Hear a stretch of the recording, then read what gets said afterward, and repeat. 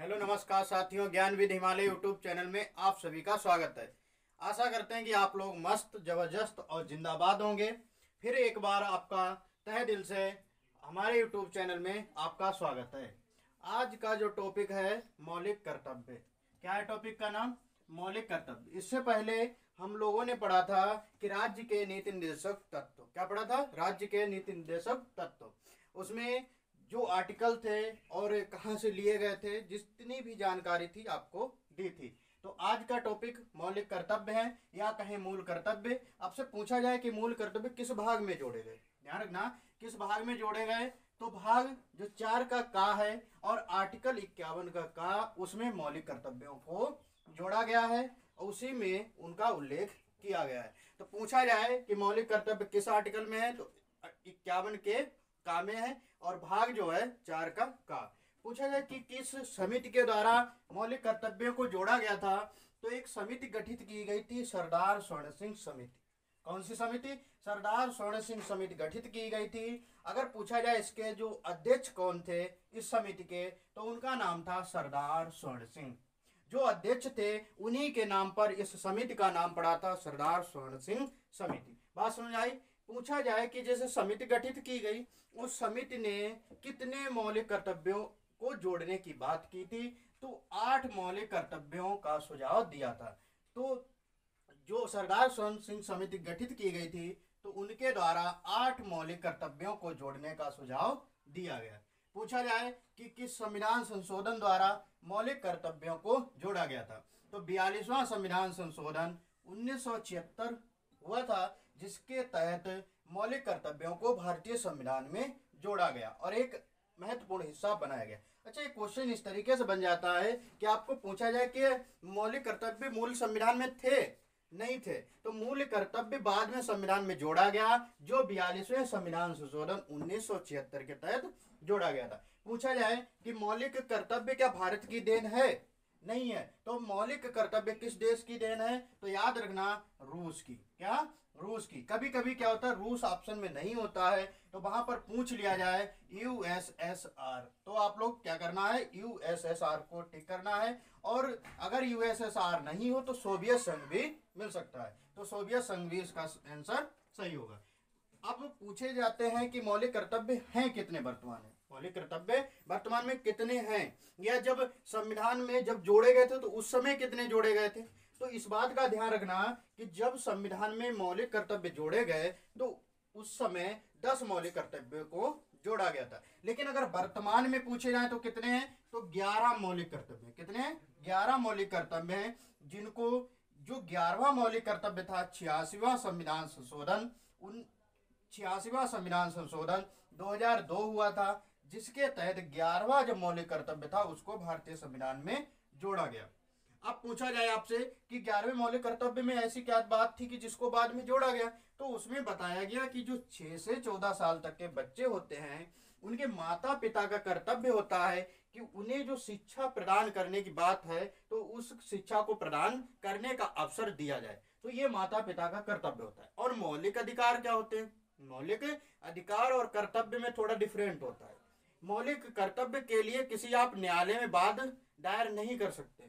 मौलिक कर्तव्य होते हैं तो उसके लिए ये नहीं कि जैसे उनके किसी बच्चे के माता पिता नहीं पढ़ा रहे हैं, तो ऐसा नहीं कि आप मौलिक कर्तव्य के तहत न्यायालय में वाद दायर कर सके, नहीं कर सकते। लेकिन अगर मौलिक अधिकार के अंतर्गत देखा जाए, जो 21 एक काम में शामिल किया गया है, उसके तहत दंड का भी प्रावधान रखा गया है। तो इसके लिए दंड का प्रावधान रखा गया, लेकिन मौलिक अधिकार के आधार पर, मौलिक कर्तव्य के आधार पर नहीं।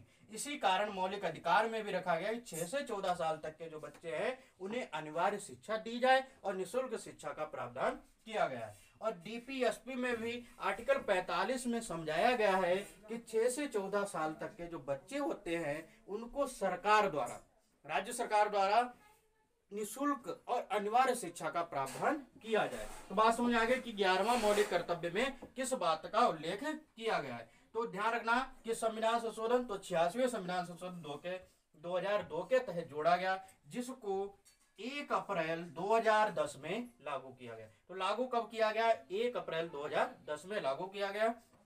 अब पूछा जाए कि विश्व का पहला देश कौन सा था जिसमें मूल कर्तव्यों को जोड़ा गया।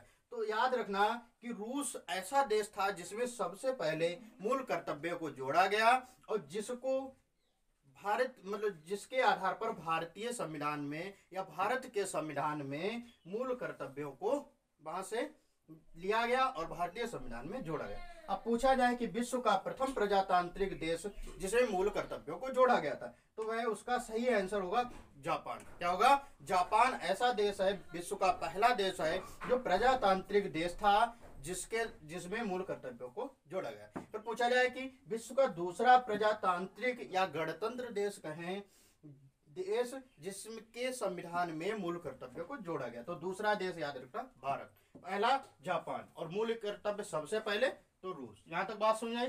तो अभी हम आपको बता रहे थे कि मूल कर्तव्य हैं कितने वर्तमान में, तो 11 मूल कर्तव्य में 11वां कब जोड़ा गया, तो अभी हमने आपको बताया है। तो अब हम पढ़ते हैं कि वो 11 मूल कर्तव्य हैं कौन से, जिनको एक मतलब भारतीय संविधान में एक हमारा कर्तव्य बताया गया कि इन कर्तव्यों का पालन करना हमारी जिम्मेदारी बनती है। अब पहला कर्तव्य पूछा जाए कि पहले मौलिक कर्तव्य में बताया क्या गया, तो पहले में बताया गया संविधान का पालन करें, उसके आदर्शों एवं राष्ट्र ध्वज व राष्ट्र गान का आदर करें। समझ में आई बात? इस पहले कर्तव्य में कहने का मतलब ये है कि संविधान का पालन करें, संविधान में जिन विधियों का उल्लेख किया गया है उनका क्या करें? पालन करें। और जो राष्ट्रीय ध्वज है, जो राष्ट्र ध्वज है उसका क्या करें? हमारा कर्तव्य है कि सम्मान करें। और राष्ट्रगान जब होता है तो राष्ट्रगान का भी आदर करें। आपको एक बात देखी होगी, कभी विद्यालय में होता है राष्ट्रगान हो रहा होता है तो बच्चे क्या होते हैं, जिस स्थान पर उनके कानों में आवाज पड़ जाती है तो वहीं से वो स्टॉप हो जाते हैं, वहीं पर खड़े होकर राष्ट्रगान करने लगते हैं। ये हमारी क्या होता है? हमारा कर्तव्य होता है, ये हमारी जिम्मेदारी होती है। अब पूछा जाए कर्तव्य 2 में क्या बताया गया, जो मौलिक कर्तव्य दूसरा है उसमें कहा गया कि स्वतंत्रता के लिए राष्ट्रीय आंदोलन को प्रेरित करने वाले आदर्शों का पालन करें। बस में कि स्वतंत्रता के लिए राष्ट्रीय आंदोलन को, स्वतंत्रता के लिए जो राष्ट्रीय आंदोलन को प्रेरित करने वाले आदर्श थे उनका क्या करें? हम लोगों की जिम्मेदारी, हमारा कर्तव्य है कि उनका पालन करें।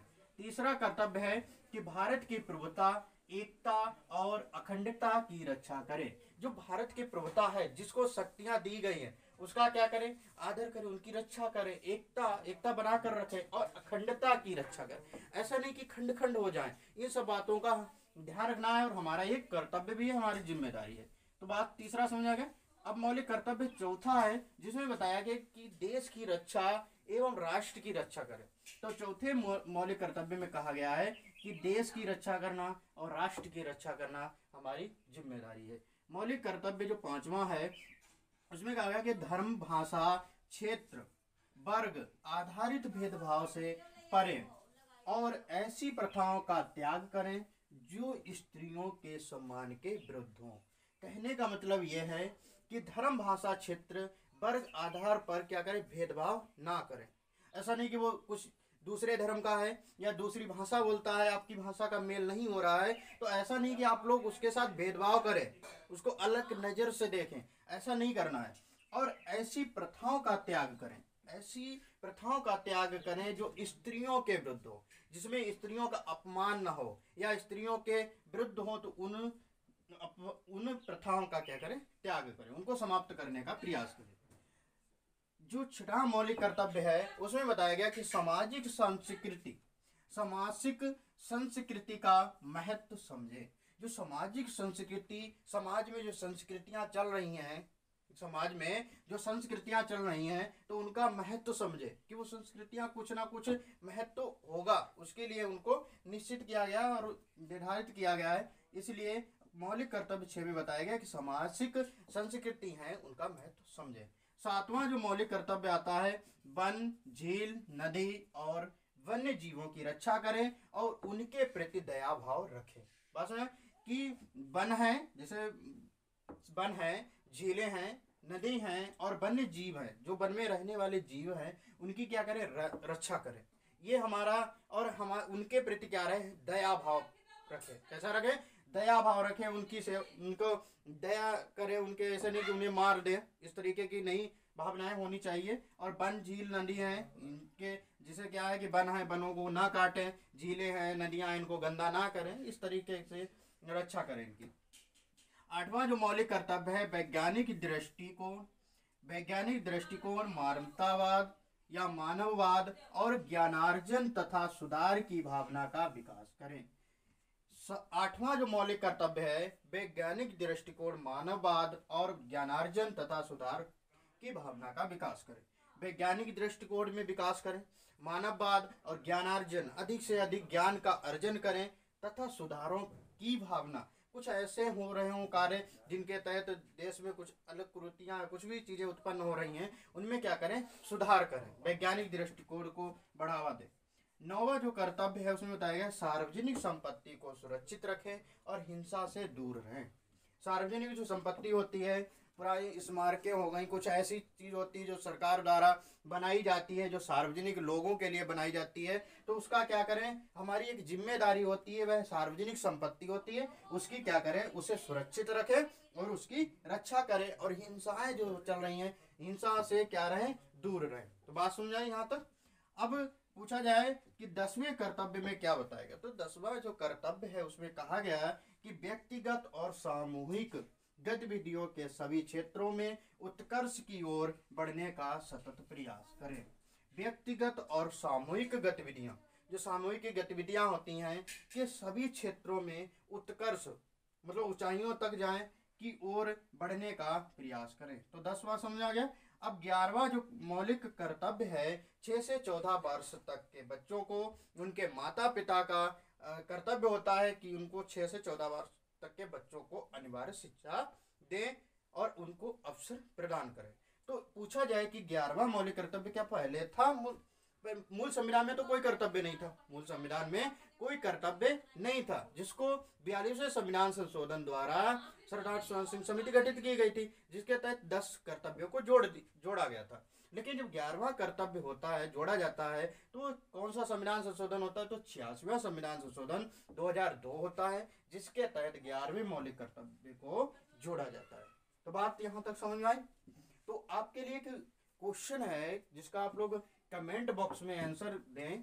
पूछा जाए, आप कमेंट में बॉक्स में आंसर देना है कि मौलिक कर्तव्य, क्योंकि मौलिक जो कर्तव्य 11वां है उसको मौलिक अधिकार का दर्जा दिया गया है, लेकिन किस आर्टिकल में बताया गया है, तो आप लोग उसका आंसर कमेंट बॉक्स में दें। उम्मीद है कि आज की क्लास आपको अच्छी लगी होगी। अगर कोई डाउट आपके रहे हैं तो आप जो मेरा व्हाट्सएप ग्रुप है उसको ज्वाइन कर सकते हैं, उसकी लिंक आपको डिस्क्रिप्शन में दे दी जाएगी, तो वहाँ से मैसेज करके अपने डाउट क्लियर कर सकते हैं। धन्यवाद।